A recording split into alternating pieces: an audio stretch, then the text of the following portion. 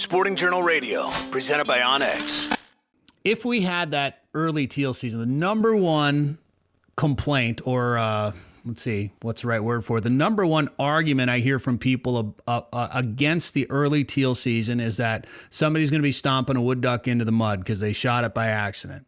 How real is the concern for mistake ducks out there? Because I feel like that argument is a little overblown, and I feel like if people make mistakes, it's going to happen. It's going to happen during the regular season. It's going to happen during an early teal season. But how many of those mistakes are actually happening? Because teal are kind of small, and if you spend a little bit of time, sometimes you got to spend a little bit of time hunting to really get good at IDing birds. I understand it can be intimidating for people, but how real is that concern for mistake ducks? Yeah, I can weigh in on that. So back in 2014 or 15, we had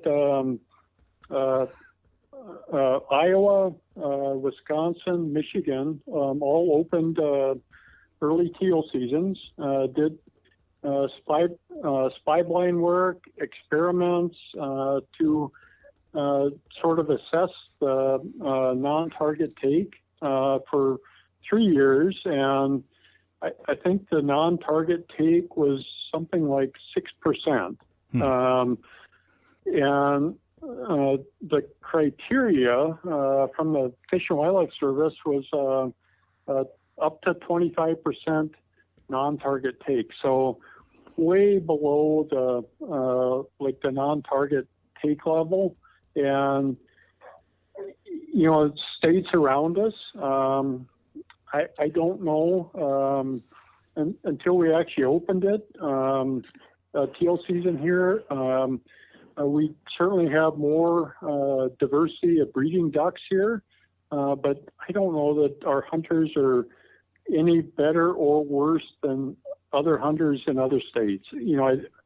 I think they would figure it out and not shoot too many non-targets, but I guess we won't know until we do it. Did you have something, Curt?